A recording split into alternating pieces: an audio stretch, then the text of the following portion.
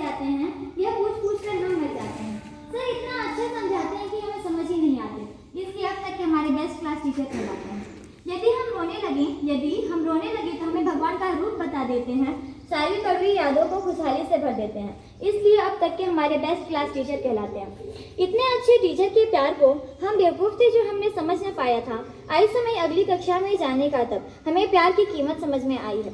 सच कहूँ तो हमारे 7th क्लास को जन्नत है बनाए, इसलिए अब तक के हमारे बेस्ट क्लास टीचर कहलाए। माना कि हम इतने स्पेशल भी नहीं, किंतु हमें याद रख हम पर कृपा बनाए रखिएगा। आप कहते हैं ना आगे चलकर दूसरों की तरफ बदल न जाना। अपना आशीर्वाद हम पर इस कदर बनाए रखिएगा कि हम चाह कर भी बदल न पाए। अपना आशीर्वाद कम से कम इतना तो बनाए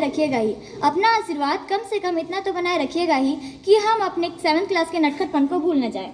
माना कि हमने 7th में शरारतें बहुत की हैं, अपने दिल पर पत्थर रख क्षमा हमें कीजिएगा।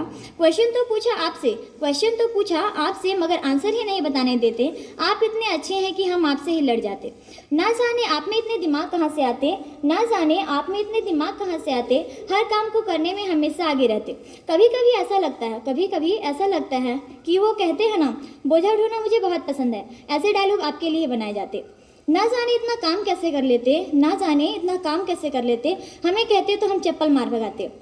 अगर हम आपकी दुख को समझने की कोशिश करें तो मुस्कुरा कर हमें कंफ्यूज कर देते हैं। हमें हंसाने के लिए खुद दुखी होने के बाद भी मुस्कुराते हैं।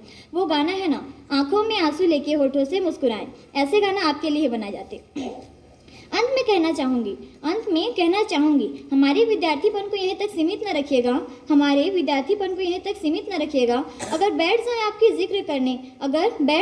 जिक्र करने तो संभव है पुस्तकालय कम पड़ जाएगा। जितना कुछ न सीखा हमने इन कई कक्षाओं में उससे कई गुना ज़्यादा सीख लिया हमने इस 1 साल की लम्हाओं में। जय हिंद।